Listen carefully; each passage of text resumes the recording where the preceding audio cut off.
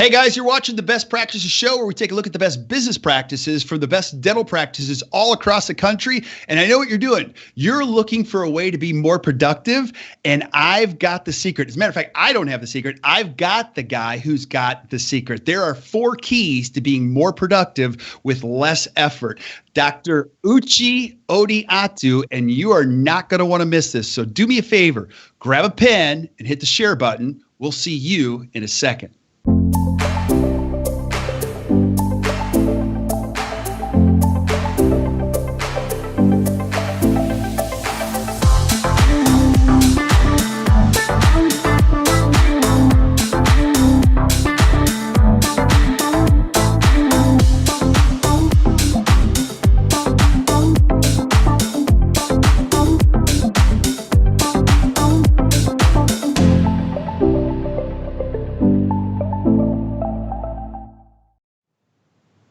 Hey guys, welcome back to the Best Practices Show. And today is a super big treat because if you watch anything that we do, we're big fans of staying healthy. And I thought to myself, you know what, I got to get the main guy who's the expert on staying healthy. And I know what you're thinking. You know, dentistry's hard. It's inherently difficult, and it's even more difficult for the people that are watching this because the word shade, shape, translucency, margin, those mean different things for you if you're watching this.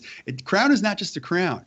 I mean, you have to be crazy healthy nowadays more than ever to enjoy this profession. And so I've got the guy who's got all the secrets, and today he's going to take us through the 4 master keys to greater productivity. So Dr. Uche, thanks you so much for being on. Appreciate it.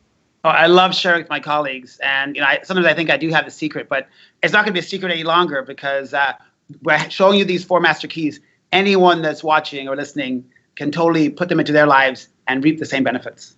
Absolutely. Now I'm going to do my own introduction of you because I see you everywhere. I saw you in the coffee shop. I don't know where, sometimes you can't remember where, and you're like pushing all these babies around. You got like 4 kids all around. You're like crazy healthy. You're speaking all the time. Like, I got to up my game when I see you. And I even remember the one post on Facebook. You're like, I forgot my running shoes, and you were exercising with your dress shoes on. And I'm like, that's a serious student right there. And so if people don't know who Dr. Uche is, who is Dr. Uche? I am passionate. I'm enthusiastic. I've been exercising my whole life. My mom got us started with cod liver oil, back in the late 60s. I was born in London, England. My mom read Norman Vincent Peale to us. We had positivity calendars on the dining room table, which I thought was nerdy at the time. Looking back now, she was ahead of her time, and just giving us fish oil every day. And that one little thing of giving a teaspoon of fish oil. And the crazy thing was that fish oil, that spoon had some dents in it because there's 4 kids in the family. Because that spoon was the same spoon she used to beat us with. Okay, so I had some crazy, feelings about nutrition. 2 steps forward, 1 step back. But all being said, I'm having fun. But fish oil started, and she didn't just give it to us. Said because I told you. She said it's good for your brain, it's good for your heart. And I think when you tell kids, no matter what their ages are, why, that stuck with me. And even now, I give my kids, a high-end fish oil, teaspoon every day. Full of omega-3s, docosahexaenoic acid, EPA. And that was the start of the journey. I started lifting weights at age 14. I've been lifting weights for the last 40 years. Do the math, okay? Wow. And competed in bodybuilding shows. I've done weight training. And then graduated from dental school. I found exercise helped me through dental school. But when I finished dental school, I started being, I had more money, started earning 6 figures. And all of a sudden now, bigger pants, bigger shirts, bigger plates, celebrating more. And I wind up, I jumped on stage in an intermission at a Tony Robbins event. And I said, can I get a picture with you?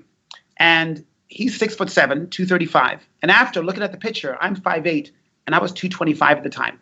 And I always say, I look like, if I put a pair of red cords and a red shirt on, I look like a little fat fire hydrant.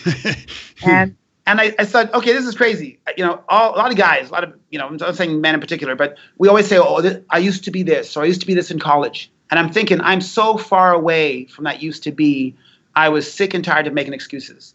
Yeah. And I started getting back to shape. I knew what to do, but I wasn't actively doing it. And that's why I think, Sir Francis Bacon said, knowledge is power. But until you start actually doing what you know, nothing happened. 2 years later, beautifully, Miss Fitness Canada walks into my life. who now she said she would never have been attracted to me if I didn't have that effervescent energy. Because she once saw a little video of me doing this video, and she thought it was done in like gray screen or night vision. But I was so toxic and sick looking, it was actually my color. I look gray. And she said, I fell in love with this fit, dentist, and we got married in January '99. She was actively wanting to become a professional women's fitness athlete, which is crazy, very high-end personal training, or high-end training. Mm-hmm. So I was basically giving up days at the office, following her around the world, competing in Hungary and Australia and Poland. Eventually, she got to Miss Fitness Olympia, which is like the Oscars in women's fitness. Wow. And then she said, you know what? Time to have some babies. And I went, yes. Yeah. So at that point, she said, what do you want to do? And I said, well, a family is starting. So age 40, first child. And she goes, what else do you want to do? And I said, I'd love to take what I know and bring it to my colleagues. I said, I love telling stories. She saw me do an open mic night at a comedy club as a double dare. Wow. And so I love telling funny stories. And I wrote a few articles, and I made the personal story fun and interesting. And 14 years later, I've spoken in 7 countries, probably 500 lectures altogether.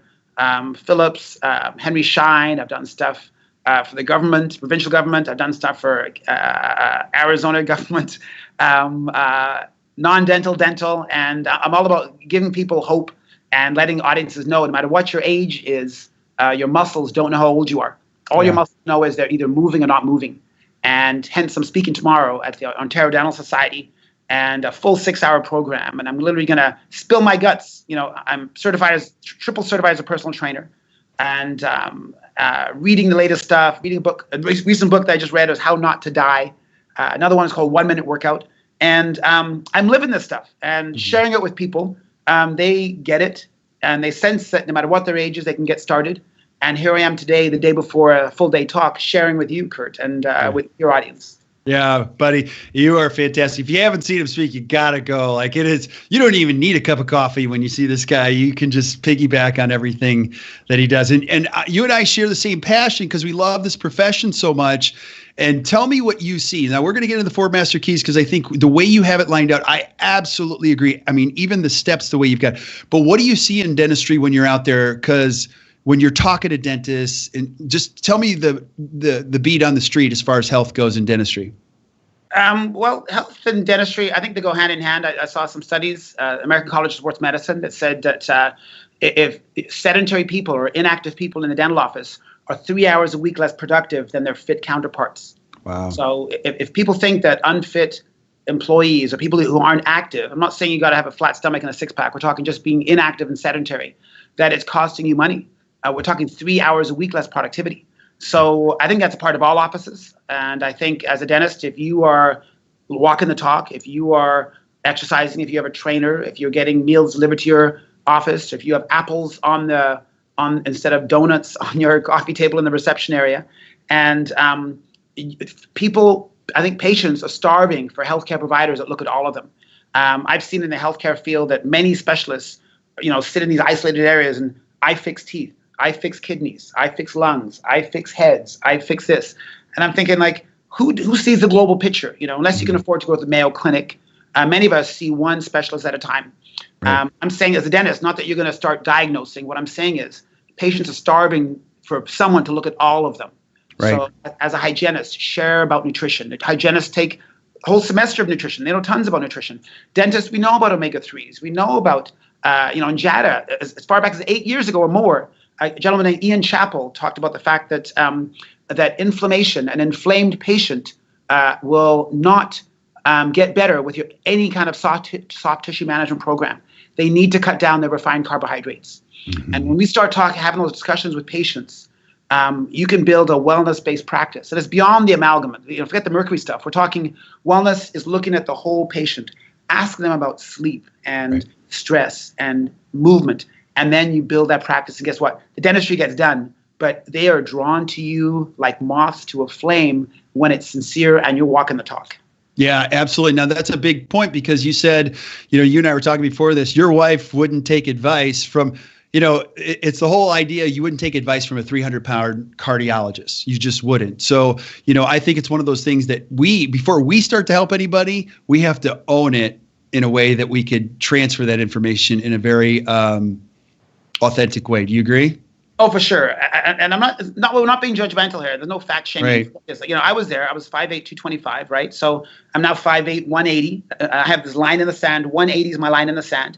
Many people have no line in the sand. They have a gray area. My line in the sand is 180. If I'm 181, guess what? It's going to be a light day. If I'm 178, I might have a glass of wine with dinner. But I'm thinking though, if you went to a city and you're trying to find the number one place to buy a house for your family, would you ask a homeless guy?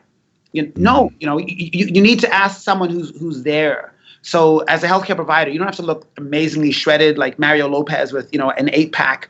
We're talking looking vibrant. I'm having eyes bright. I'm talking about straight posture because patients are always looking. And sometimes when I'm a patient on the receiving end, it's amazing what you pick up in the operatory. You look at someone's face, you look at, what's on the corner of their mouth and are their eyes bright and is the posture good and are they leaning forward when they talk to you? So patients are looking all the time. And when you exude health, they've shown that energy is attractive. When you think of Mick Jagger, Elvis Presley, you think of Justin Bieber, anyone that exudes energy, people want to spend more time with you. So this is why the increase in productivity comes by increasing your energy factor. Yeah. So if I'm watching this and I'm a young dentist, take me through this. Okay. So you hear these excuses all the time. I can't, I can't exercise in the morning. This practice is too stressful. I got too much going on. Take us through the 4 master keys because you've seen this as a really consistent pattern for people that are wildly productive. And so help us with the recipe. Where do we start? Okay.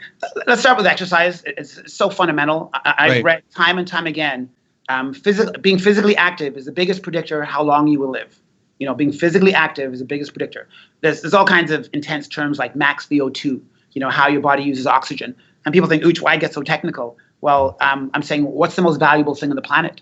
And my little daughter asked me that the other day, and she said, Dad, what's the most valuable thing on the planet? She goes, is it diamonds? I said, no. No. She goes, is it gold? I said, no. She goes, is it mom? And I said, no. I said, I've been away from mom for 2 days, but I can't go more than a minute without oxygen. Mm-hmm. She goes, air is more important than mom? Yeah, I said, oxygen is the most important thing in my life. I said, I can't go more than 60 seconds. I'd be useless after a minute with no oxygen. Yeah. So she goes, air. She goes, what's next? She goes, is mom next? I go, no. I said, sleep. She goes, sleep is more important than mom? I said, yeah, I've been away from mom for 3 days. I've gone a night without sleep. I couldn't go 2 nights without sleep. Mm-hmm. So she goes, air, sleep, then mom. She goes, what about the children? That's so cute. But how your body handles oxygen is so important. Like if you have poor oxygen handling capacity, and one of the hallmark ways to read it is max VO2. Mm-hmm. It's how your body transports, utilizes, and disposes of oxygen, how it lets it go.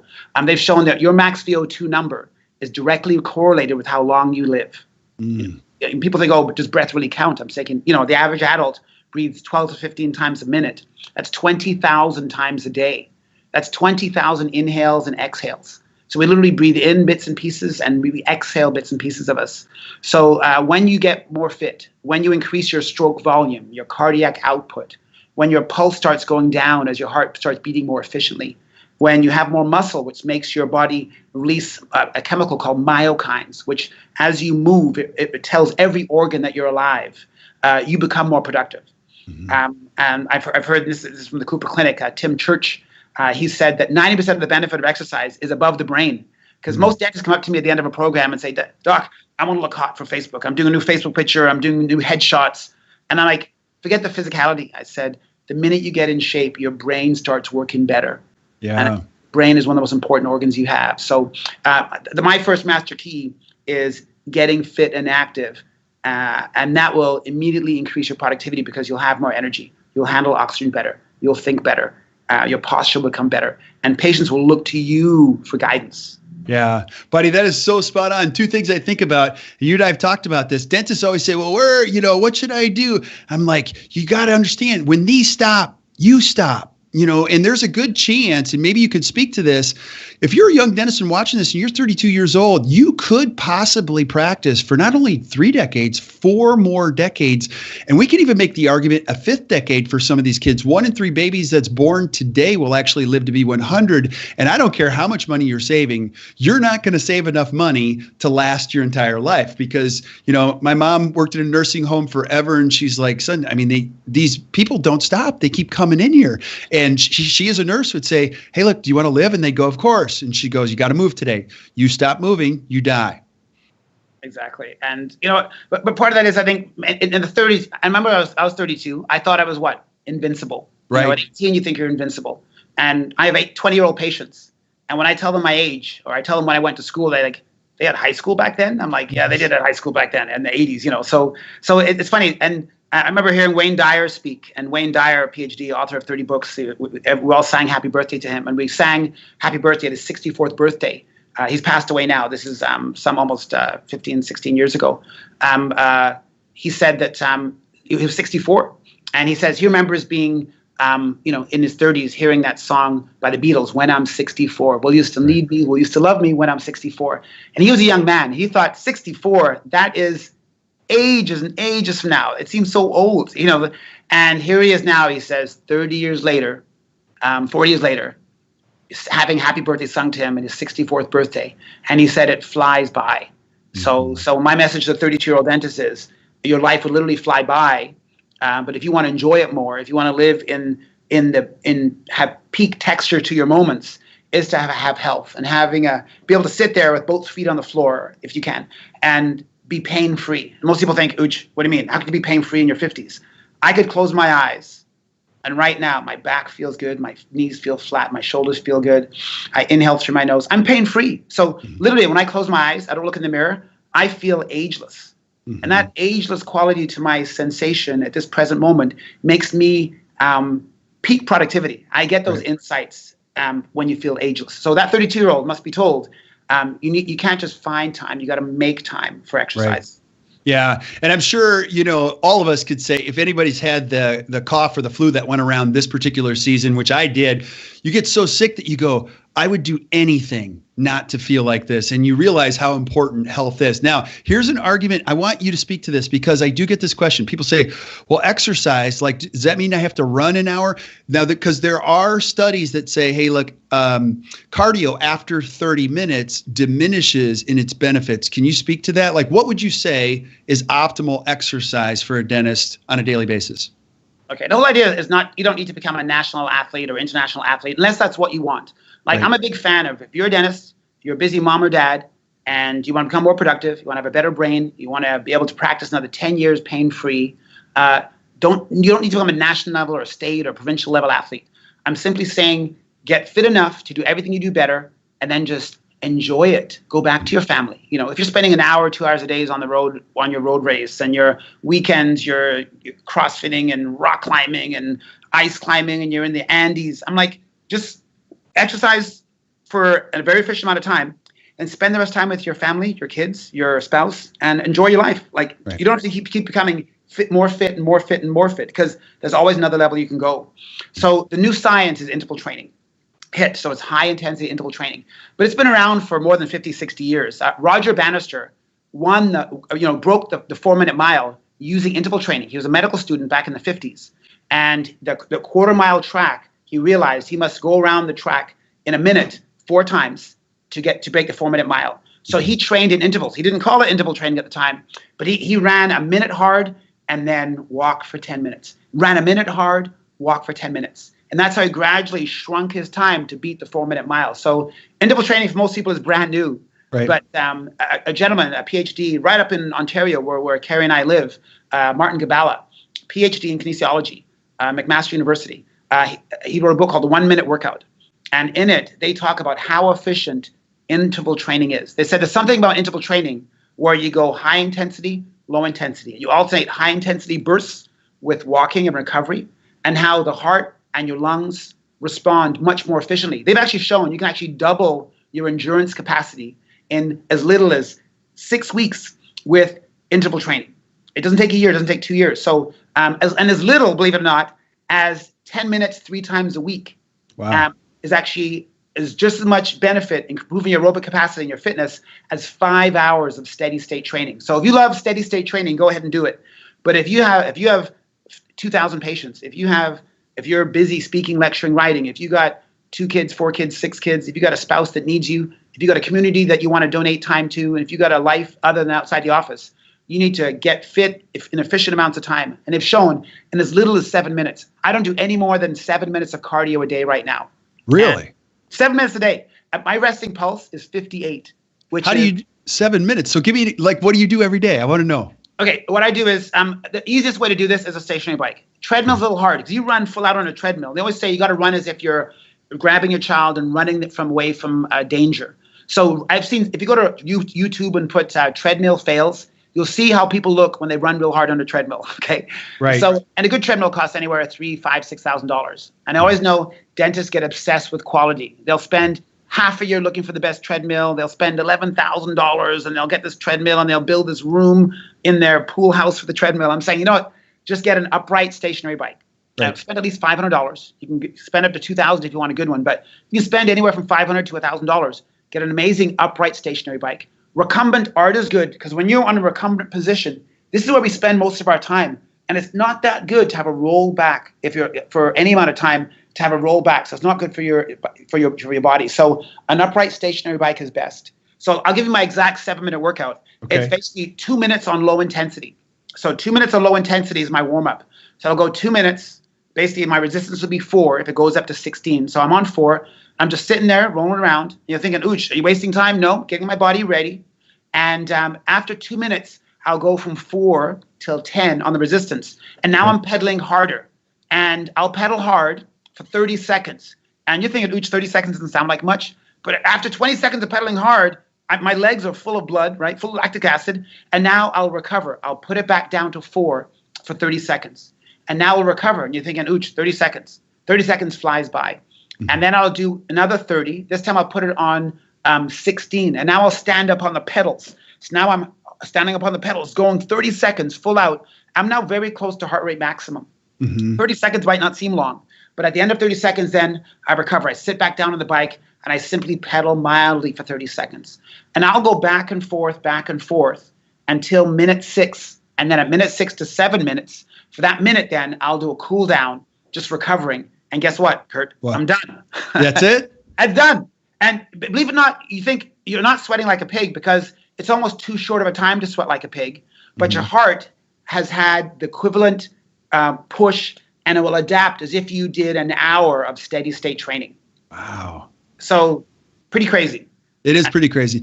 Now, that's not the only exercise that you do. So that's your cardio. Then you go into some type of resistance training, right? Or not? So many times, but believe it or not, I actually combine my cardio, my 5 to 7 minute cardio, with 40 to 50 minutes of weight training.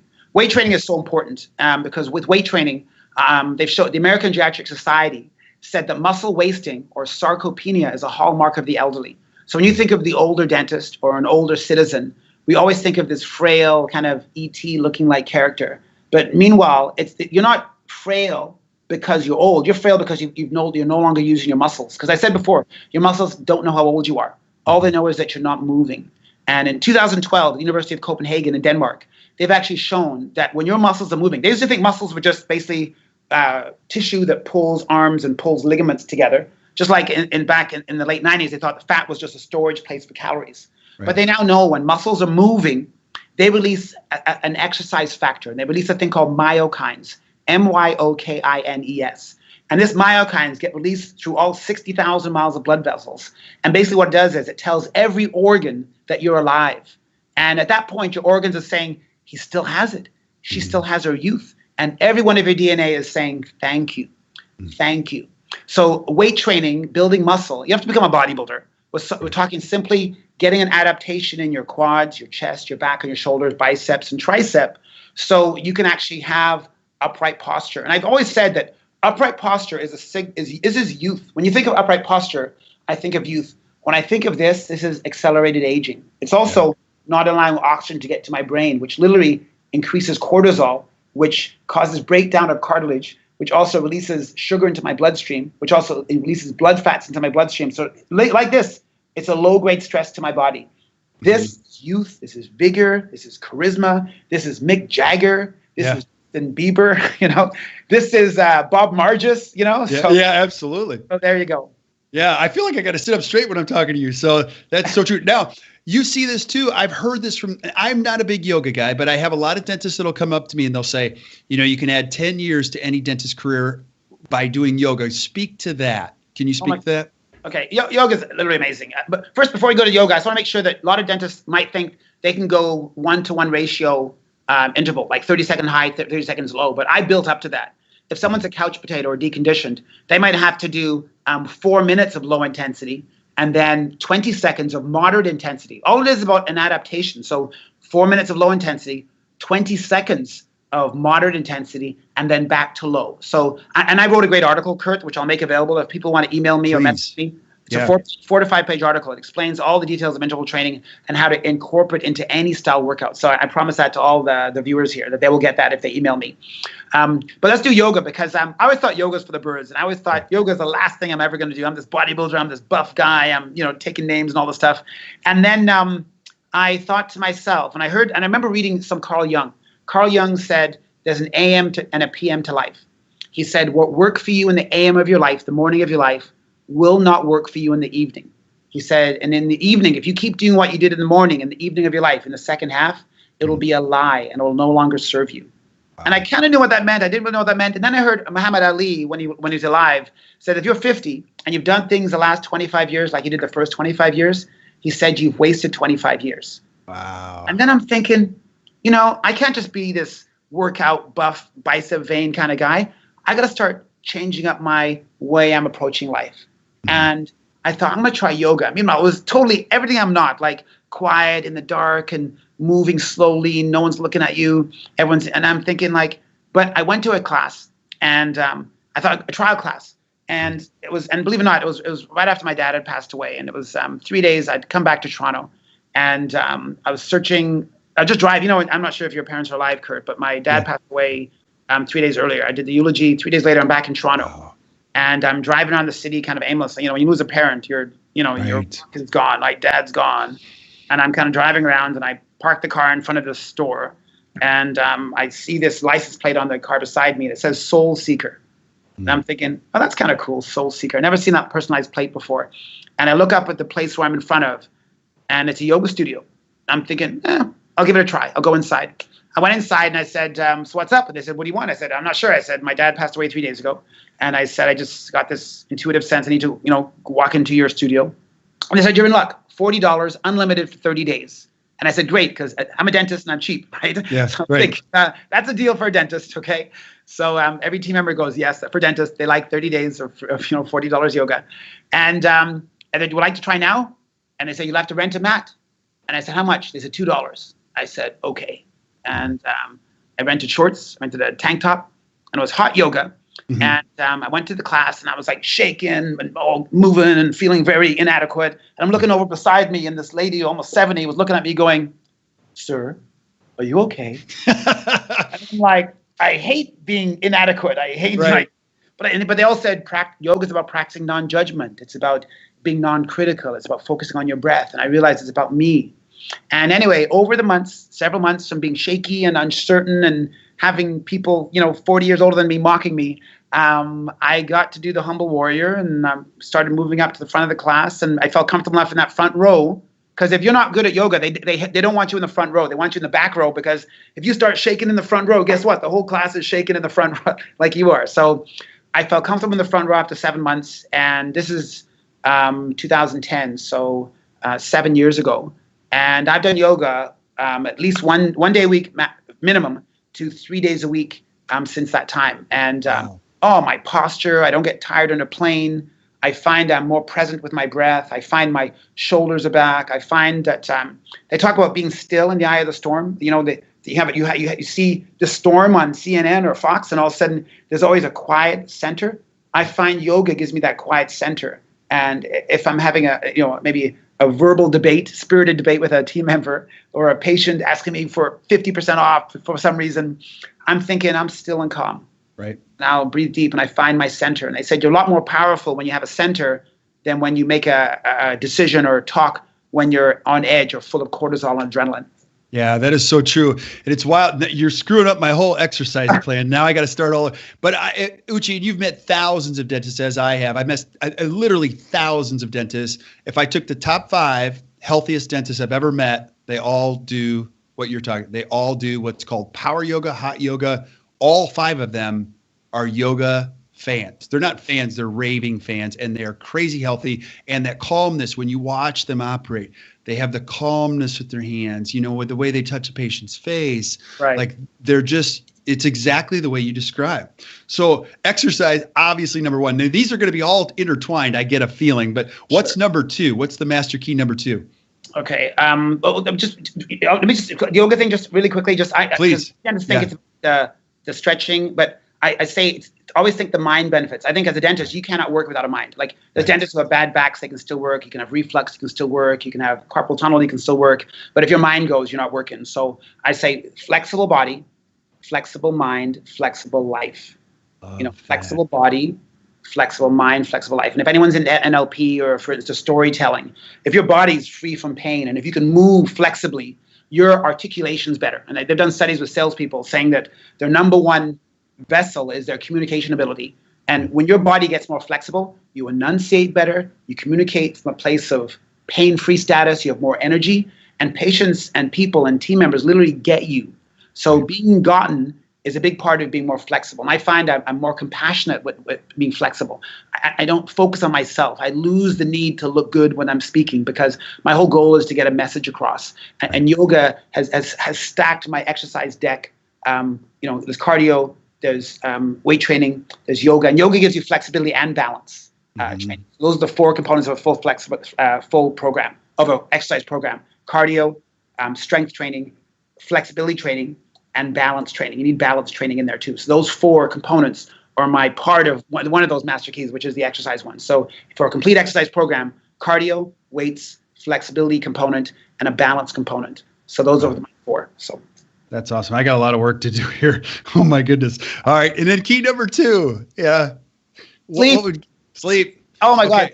Now, is sleep a little deal, or is it? I mean, you could probably do without sleep, right? Or not? Hey, I used to be in kindergarten too, Right. And sleep is such a miracle effect on your body. Yeah. If they had a pill that did what sleep does, you would have the most expensive, sought after pill in the world because it's true. Sleep is the only time your immune system reboots. Sleep is the only time your body processes emotion. Sleep is the only time your body processes memory. People will say, Uche, I can't believe you memorize stuff. How do you know what my kids in school, or how do you remember people's names? I said, because I sleep so effectively. And sleep, and the analogy I have for sleep is we've all gone shopping, that Pretty Woman, you've all, not like Pretty Woman, but you've all gone shopping, brought the stuff home, put on the table, and most of us have gone back out again, right? Right. So as a dentist who wants more and more, you go to programs and you're collecting information, you're listening to Kois, you listen to Margis, you listen to Mark Hyman, you listen to all the greats. If you just take all the stuff and dump it, and not sleep well, it's like dumping on a table and never sorting it out. My analogy for sleep is, what sleep does is, at nighttime, while you're sleeping, your body starts putting things away and compartmentalize that. So Barb Margis, composites over here. Mark Hyman, team playing over here. Kois, occlusion, it goes over here. And it puts everything away. So by morning time, your table is clear, ready for more stuff. So you think of a dentist who's not sleeping well, I'm thinking, oh my God, okay, you're billing $600 an hour. Wait until you sleep. Wait until you start sleeping 7 to 8 hours a night. You will increase your personal productivity because emotionally be more stable. You process emotions better, and your immune system will be stronger. You become a better fat burner. They've actually shown that after 4 nights of disrupted sleep, and patients who are shift workers. So you think of your shift working patient, and 30% of our patients either work rotating shifts or overnight shifts. They're all inflamed, and that's why shift workers on average lived shorter lives than people who sleep at night and work during the day. So police officers, firefighters, interns, nurses, anyone that works at night has a shorter lifespan simply because their body never reboots every night. And they said after 4 nights of disrupted sleep, your body basically has pre-diabetic blood sugar. Your fat cells are less insulin sensitive. Your blood sugar goes up 16%. Your fat cells become less sensitive. You become insulin resistant after 4 nights. Which makes you more inflamed. And I've heard David Perlmutter, he's a doctor out of Florida, he studies the brain. He wrote a book called Wheat Belly and the brain, up your brain power. He said a lifetime of inflammation leads to a lot of cognitive diseases like Alzheimer's and Parkinson's. So you don't want to be chronically inflamed. And anyone who doesn't sleep well, right away, when I'm talking to a new patient and they say they don't sleep well, or ask them how much they sleep, or if they snore, or if they haven't had a CPAP because they're not using it, I'm thinking chronic inflammation. This person is going to be a poor healer, because I believe poor sleepers are poor healers. Yeah. Now, I have so many questions when it comes to sleep, and we talk about what's happened with digital communication. I can't count, Uche, how many emails I get from a dentist at 1 a.m. or stuff like that. And then the question always becomes, well, how much sleep do you need? Because you cross 40, you can go without sleep when you're in your 30s, but when you're in 40, everybody's got a number, and that number is how you function. And then I know for me, like 7 is optimal. I love 8. I don't know how many you get. Tom Brady, who I hate watching him play, but Tom Brady, you've heard this. The guy is in a league in his own. No one's won as many Super Bowls. He sleeps on average 9 hours a night. Now, you could argue he is not the best athlete. He doesn't have the greatest foot speed. His arm strength is okay. He sleeps 9 hours a night. He can dissect a defense better than anybody out there. How many hours of sleep do we need in the dental profession? That's a great question. I sat in front of a Michael Howard. He's a neurophysiologist. Sometimes I'm a student too. I love to teach. I'm a student. He said, if you're getting less than 7 hours of sleep a night, you put yourself at risk for 7 diseases: cancer, heart disease, diabetes, Alzheimer's, and COPD, suicidal thoughts, chronic depression. And I'm writing these notes going, this is annoying. And I text my wife. I go, Carrie, I'm in that sleep course, and the guy says I need to sleep 7 hours a night, so I'm going to do that tonight. And my wife goes back, I've been telling you that for years, dummy.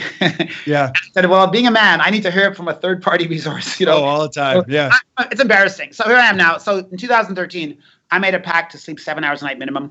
I go as much as 8, but and you can have a night of no sleep or 3-4 hours, but you do that 2-3 hours in a row.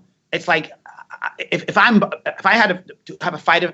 in the fight of my life with Mike Tyson or Tony or Pacquiao, if I knew he wasn't sleeping, I'd rather fight him if he had 3 hours a night sleep than if he had 8 hours a night sleep, because sleep rejuvenates you, energy, all your hormones reset, testosterone, growth hormone, BDNF, brain-derived neurotrophic factor, which is like Miracle-Gro in your brain. Just to give you an example of one study. I see the Tom Brady thing.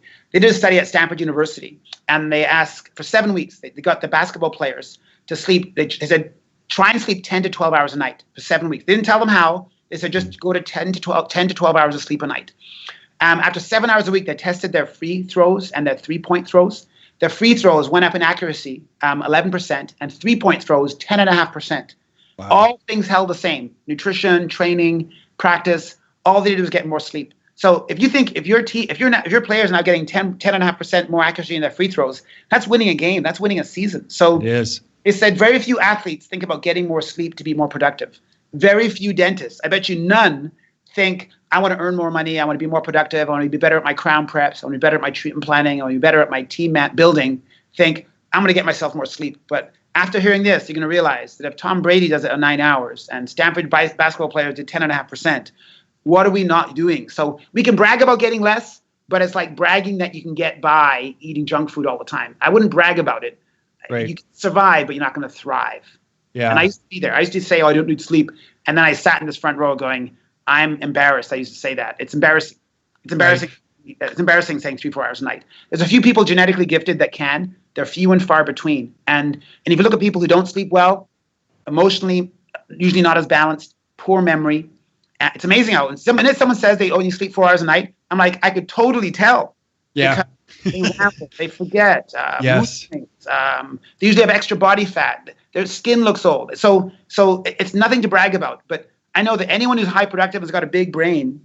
If they start sleeping 7 hours, everything in your life starts getting better. And that's crazy. It costs nothing. But it's like, yeah, it's amazing. Amazing. Yeah. So now this question always comes up. Give us a recipe for sleep. I hear conflicting information on the temperature of the room. I've seen some dentists absolutely take the TV out of their bedroom. Like, give me a recipe for, let's say I'm not sleeping well. Just give me a short, simple recipe to help me starting tonight.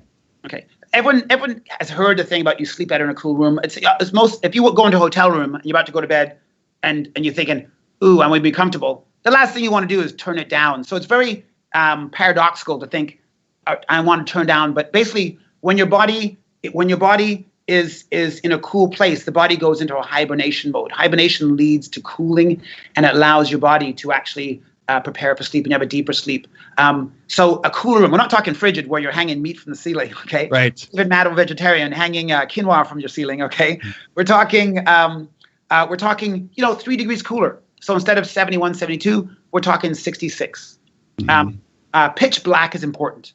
I'm a huge believer in pitch black, and the biggest reason because the pineal gland right in the center of your brain, anytime you're getting light on your eyelids through the retina into the pineal gland, which is one of the master glands in your body, releases less melatonin. Anyone who doesn't have much melatonin usually has a poor immune system, is usually more prone to cancer, more prone to heart disease, more prone to emotional instability.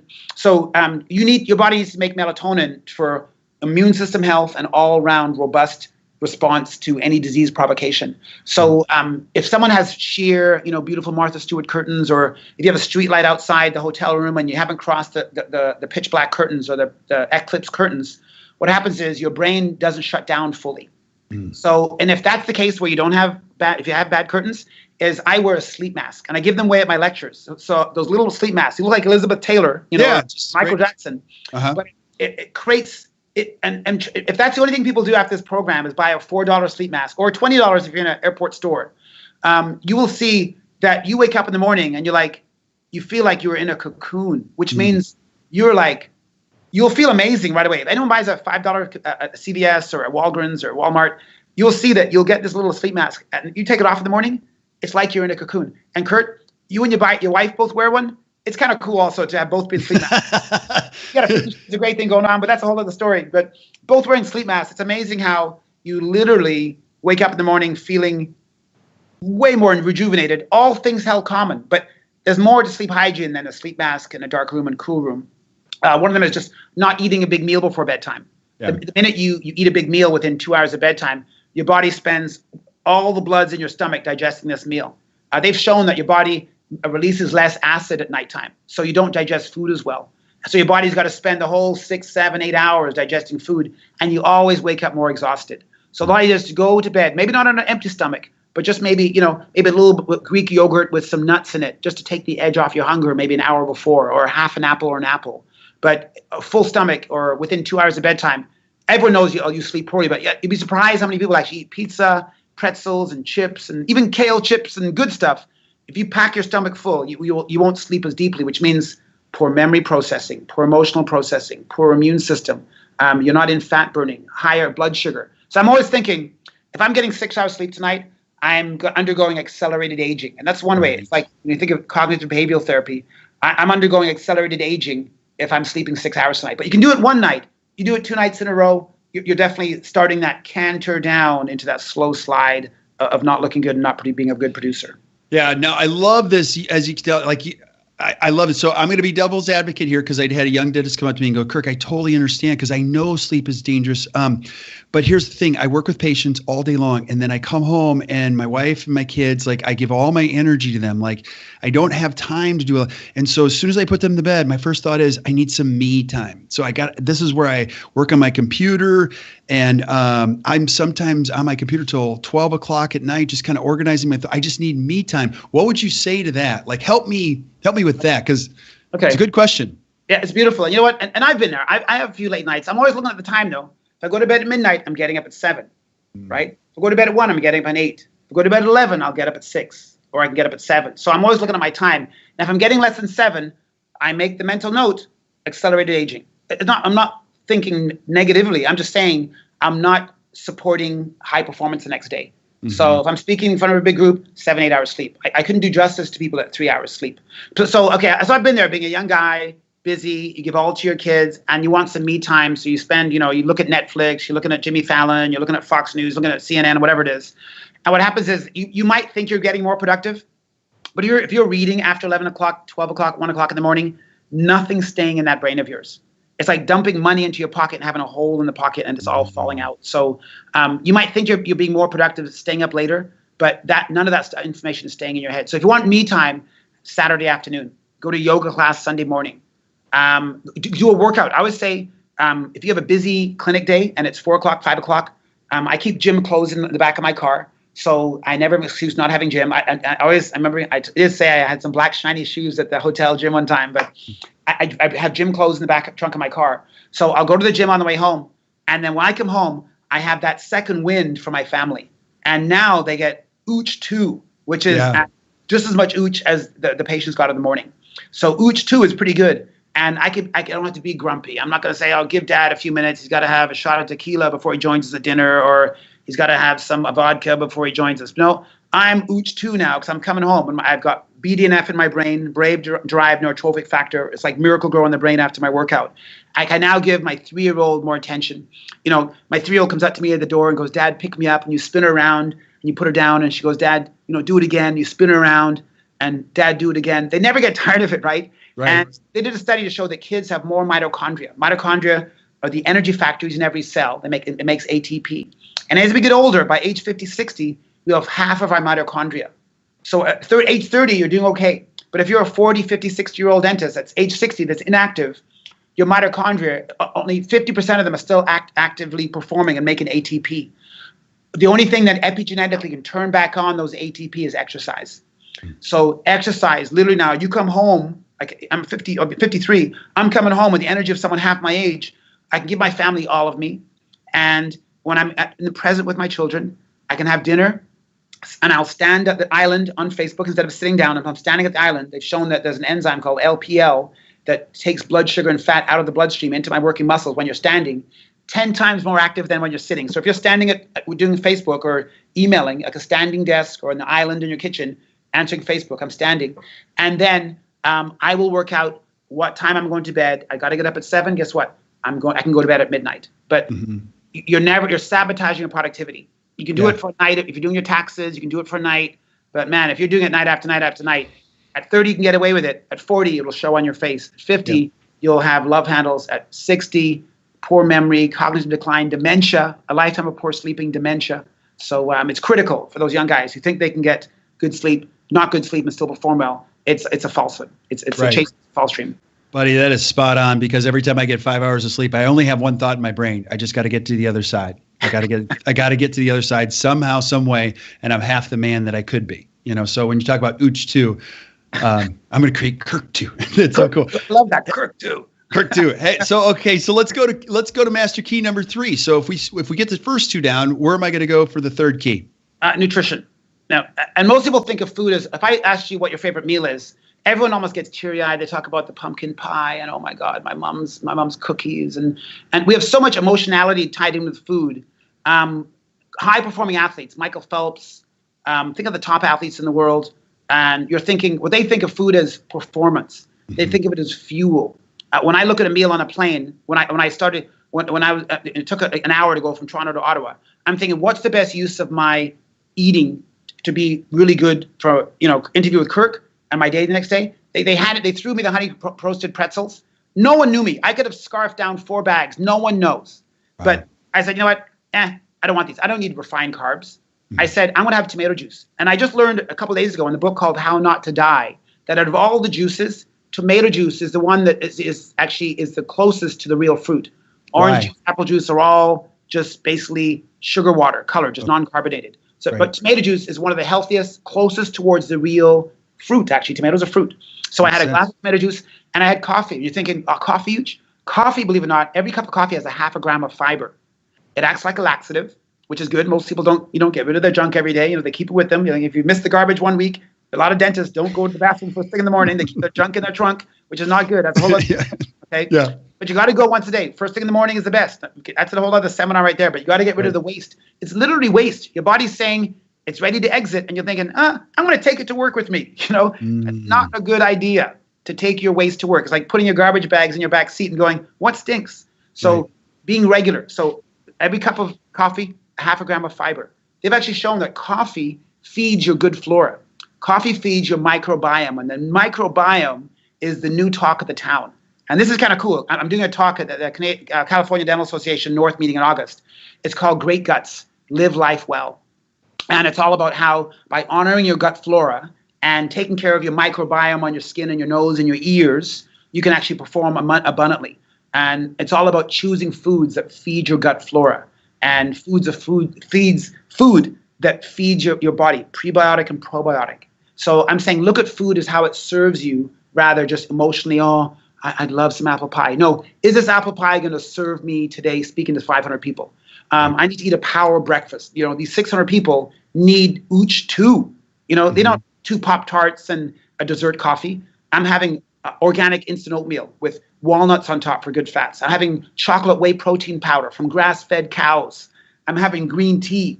I'm having a slice of 70% cocoa. They're getting Uche too, and they deserve Uche too. So I feed myself for performance. If I had 6 crowns to do, I'm not eating Pop-Tarts and double sugar, double cream coffee. I'm sipping green tea for mental clarity.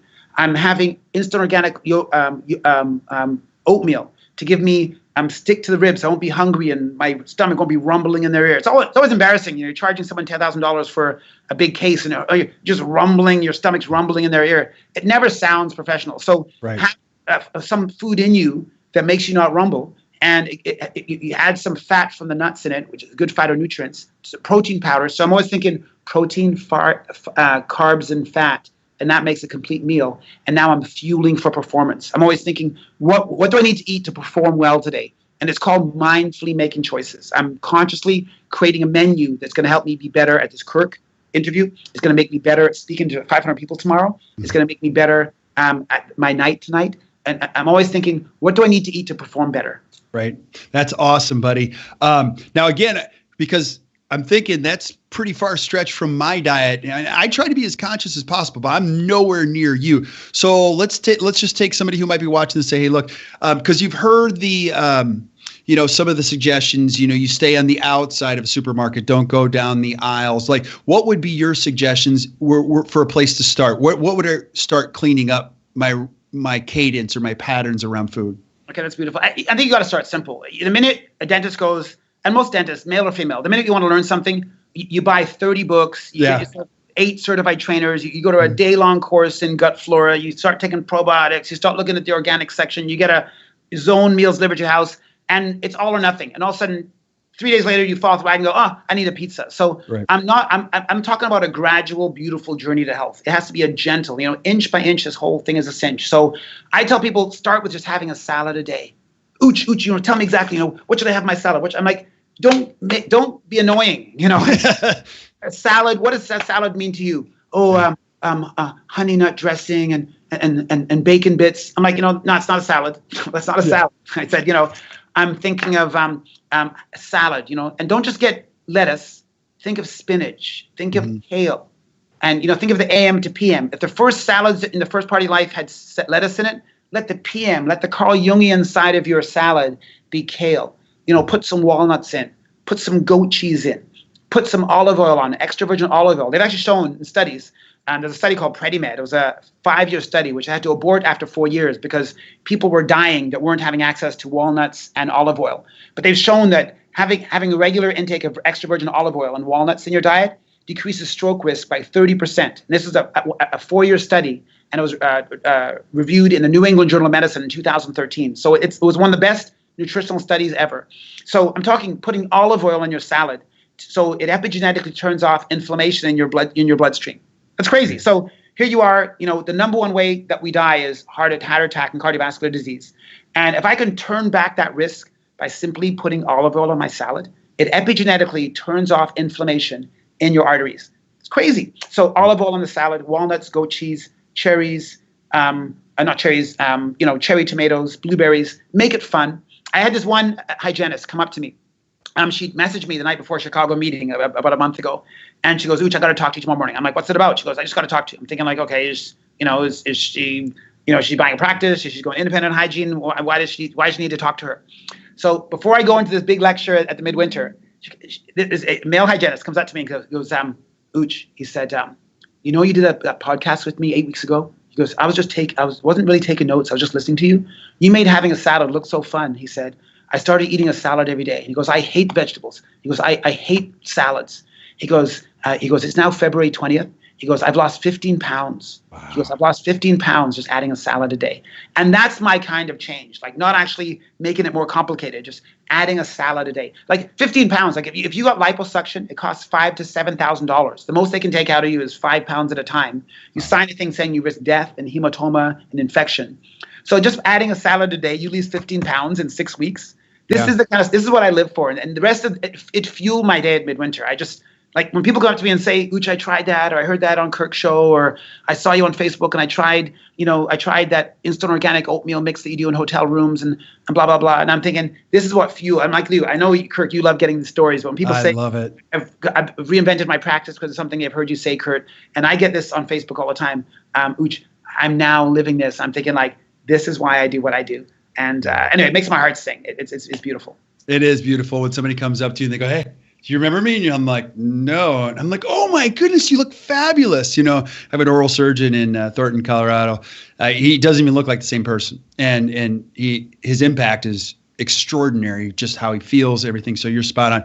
Now, I one more question too. Now I'm going to ask the cliche question, everybody, the habit. So when you start a habit, you hear all this stuff, 21 days. So when you're talking about starting small, do you have any good advice for just get outside of this window or just take little steps every day? It doesn't have to be a time frame. Like, what's your thought on that?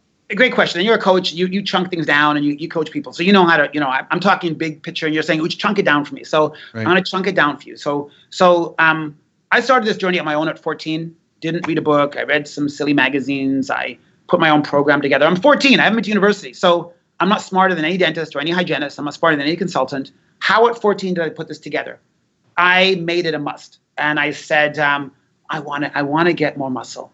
Mm-hmm. And I started taking brewer's yeast capsules. And I bought a plastic barbell set and put it in my basement. And I got these stupid mirrors and stuck them on the wall. And I wrote workouts and put them on the wall. And when my family went out for an evening, I said, I'm going to go home and work out. And I was working out for 3-4 hours at age 14. I was doing it all wrong. My passion was 4 hours. And I'd pace myself. I'd do a set and I'd sit down and read for a bit. I'd do another set. My parents would come back going, you've been working out for 4 hours? I'm like, yeah, I want to get big quick. And it was just a stupid thing to do. I didn't get any results, but my passion kept me going. So I know people like clarity. So I'm a big fan. If someone needs a coach, my wife does coaching. I'm not saying people need my coach because people do it without hiring me at all. Like I get people losing 10 pounds and 5 pounds and 50 pounds without ever seeing me after a seminar. Like a sentence resonates with them and they say, Uche, you spoke to me. What you said resonated with me. I'm going to now stop eating before bedtime, or I'm going to get that sleep mask so I can manage my blood sugar better. I'm going to have better conversations with my patients. So I don't need to coach people and they don't need to hire anyone for a coach to get fit. But if someone needs a coach, they want the accountability, you might need to hire someone, right? To become accountable to you, especially if you're a dentist who thinks, I don't need to understand it. I just need someone to tell me what to do. And it's like you, Kurt, right? A lot of dentists don't need to understand why. Just tell me what to do and I'll do it. And some high performers don't understand what they're doing. They just know I need to do this. I'm following the instructions. So if you need a coach, hire a coach. If you want to get a book, there's a book called Diet Myth. Came out in 2015. Tim Spector, epidemiologist. Amazing book. I read it cover to cover. I bought the audiobook. It's called Diet Myth. Absolutely incredible. That could be the journey for some people. A salad a day could be someone's idea. There's a thing called Intermittent Fasting. This is where it really gets cool. Because my program tomorrow is called Keep Your Edge at Any Age. And most people think, is it a vanity program? Is it just cosmetics? I'm like, no. When I say keep your edge, I'm saying keep your mitochondria functioning. I'm saying having good posture. I'm saying having your eyes bright. I'm saying keeping your muscle. I'm saying having good aerobic capacity. I'm saying staying relevant. I don't know how many dentists that, possibly in their 60s and 70s start saying I'm winding down and, right. And let the younger guys or girls turn. And you can almost start acting apologetically. And I'm thinking like, okay, just put your shoulders back for a second. And like, how do you feel at 30 when you first started? And they'll close their eyes. Immediately their posture gets better and they start feeling what they're 30. And I'm thinking like, do you still love doing dentistry? Yeah, but I know I need to slow down. I'm like, why? Why I need to slow down? And I said, if you exercise, it would give you another 5 years of practice. And they said 5 times 300,000. That's 1.5 million. And they said, if I start working out, it'll give me another 5 years. I said, possibly 15. I like to underpromise, overdeliver. Right. I'm saying exercise could be the bottleneck in keeping someone living longer. So when I talk about keep your edge, I'm saying feeling still relevant. I don't know how many times as you get older, especially an older man, and everything ages. I'm not talking about staying young forever. The earth ages, mountains age. Justin Bieber's getting older. You can't tell, but we're all getting older, Kurt. Even yourself, you look at me. Oh, yeah. Neutrogena only goes so far with guys like you and me. So right. we all age. However, I'm saying by maintaining your muscle mass and having good core, healing those inflammatory injuries, getting rid of that psoriasis or eczema, that chronic inflammation, having no pockets that are bleeding. I'm saying you start feeling irrelevant. Like feeling irrelevant feels like your opinion still counts. Yeah. And when you feel like you're still feeling your opinion still counts, your case presentations and treatment plans start clicking just like they did when you came back from Kois or from Pankey. You start feeling like your voice still matters. And that's what I'm saying. Keep your edge is all about feeling relevant. And you can only feel relevant if you're pain-free and you're feeling powerful and energetic. It's really hard to feel relevant with a sore neck and indigestion, and you're taking 4 different kinds of prescription medications to get through the day. You look apologetic. But if you start eating healthy and you start living the lifestyle, it's amazing how that makes you start feeling. And you're thinking better, you start moving better. Right. Gosh, this is spot on, buddy. And I've heard this said so many times. You always have to make sure that your best years are in front of you. So when you're doing what you say, I mean, you can honestly think, gosh, I feel so good. And it's powerful in its impact on everybody around you. I want to get to the 4th key too. So when it comes to putting those first 3 together, what's the 4th key? It's stress reduction. Or stress management. People always say, I want to get rid of stress, or I'm blown up mind by stress. When you think of whether it's Trump or Hillary or, Justin Bieber, Kurt Berendt, Uche Odiatu, Carrie Odiatu, my 5-year-old, little Jolie, stress is, no one's gotten rid of stress unless you're 6 feet under. So to be alive is to have stress, but it's all about interpretation, right? And it's all about managing it well. And they've done studies. In 2012, they did studies with firefighters and police officers. And this is quoted in the journal, Medicine Science for Exercise in Sport. And they showed that firefighters and police officers, and they compared those who were regular exercisers, who were fit, compared to unfit versions of first responders, firefighters, and police officers. What they found out was fit firefighters, fit emergency responders had less of a knee-jerk reaction to stress. What it means is you stay quiet in the eye of the storm. And you're thinking, Uche, how is that valuable when you're being attacked? Well, a martial artist who is quiet can respond with both sides of their brain. They can respond with everything they know. But when you're angry and upset, all you can do is lunge forward.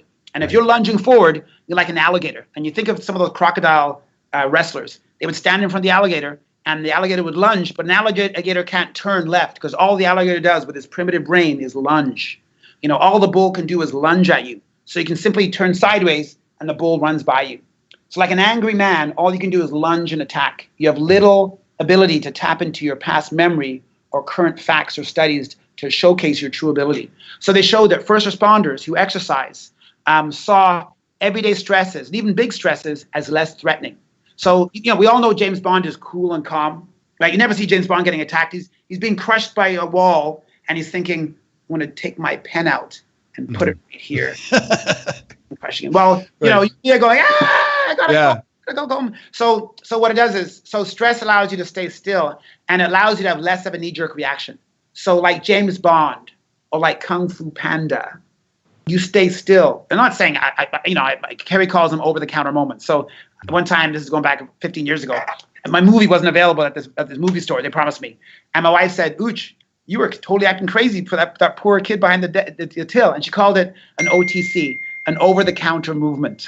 Okay. So an over-the-counter upset. So I don't always act like Buddha or Mother Teresa. Trust me. I'm saying, but when you exercise, your mind, you can stay still in the eye of the storm, and you have less of a knee-jerk reaction to stress. So that is valuable to a dentist. In the middle of you're taking out a tooth and you hear a snap. Oh, get me this.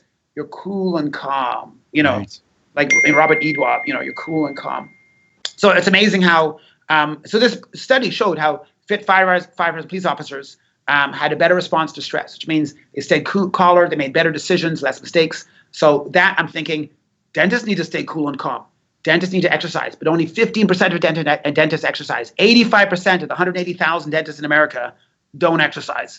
Right. Only 10 to 15% do. So yeah, is that your phone going off, Uche? No, sorry, that is My daughter's iMessage. No, don't even worry about it. Don't even worry. We'll just keep going. But Okay. Covey said this a long time ago. He said that the magic of the world lives between stimulus and response, and people that can manage the gap between a stimulus and response in a very calm, collective way. Those are the people we really want to be around. Those are the people that we gravitate to. And I see that completely. Now, again, I'm going to ask you this question. So I get this, but what can I do to reduce the stress? Because you see it, being a dentist and being an extra committed dentist, there's this thing called perfection, which can be quite lethal and very dangerous. I care about the translucency. I care about the margins.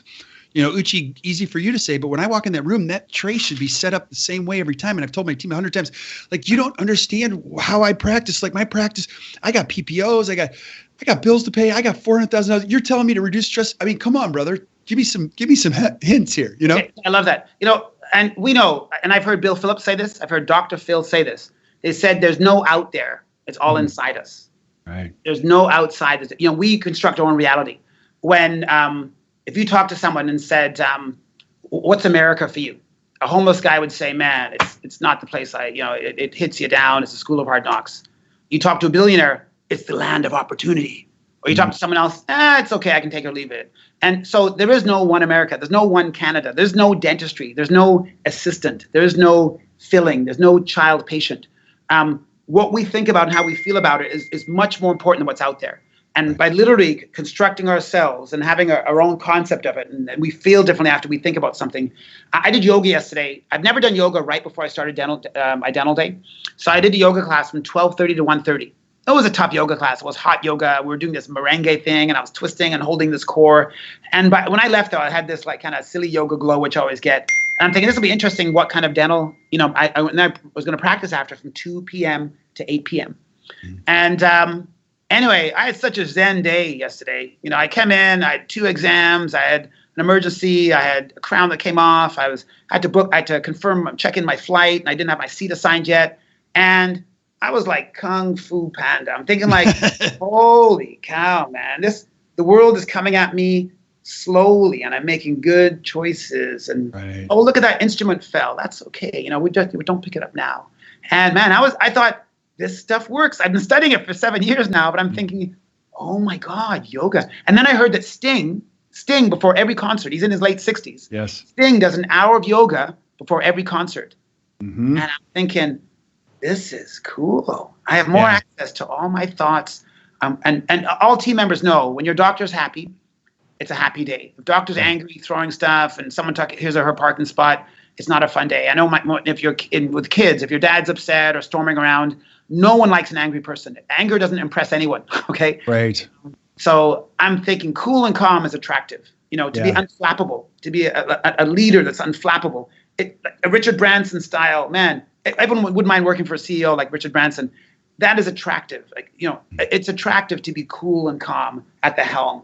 People can depend on you, and it's predictable, and it's fun, and it's rewarding, and you show appreciation. So I was Richard Branson yesterday afternoon from 2 to 8. Yeah. Now, I don't know if this is true, but I've always heard this. You talk about calmness. Pilots are trained to get on and talk in a very calm way. They can't go, wow, that was horrible. Man, we were so far. I can't believe that. Oh, geez, are you guys okay? I hope everyone's back. Okay. You've never heard a pilot say that. Even if they're taught, though, no matter what happens, you catch your breath and you go, hey, guys, sorry about that. Just ran into a little turbulence. I got to change my pants. But you know what I mean? You never hear that. You never want a pilot, or you never want an OBGYN to go, oh, my gosh. I've never seen this before. I don't know what to do. Just hit a flock of birds, So your point well taken. I mean, we want somebody, confidence is very attractive. We want somebody who goes, hey, look, I do this all the time. No problem. Here's what we're going to do. I want you to do this. I want you to do this. And we're going to come out of this just perfect. So it's spot on. Uche, this is fantastic. Now, I want to do a ton of these with you because you and I could go for 4 hours. Sure. And, but I got to catch a plane, and you've got a lot to do too. So, let's do this. If somebody wanted to reach out to you, you're fantastic at responding. How do I get a hold of you? Go to the website, druche.com. So druche.com. I have a contact page. It's used for meeting planners. It's used for people just asking me questions about vitamin D and do I take drops or a tablet. I answer them all within a day. on the fly, the questions I get through, it gives me the pulse of what people are thinking. So that contact page on my website, druche.com, is easy way to go. Twitter, follow me on Twitter. I think Socrates missed Twitter by 2,000 years, and Hippocrates, to tweet. I'll read an article. Like there was an article that I just tore out of my journal, one of my personal training journals. It said that people who exercise have more BDNF, brain-derived neurotrophic factor, and their brains have more whole brain learning. And I put it on Facebook right away. So when I read an article, I highlight it and I put I digest it and I give it to people in 2 sentences.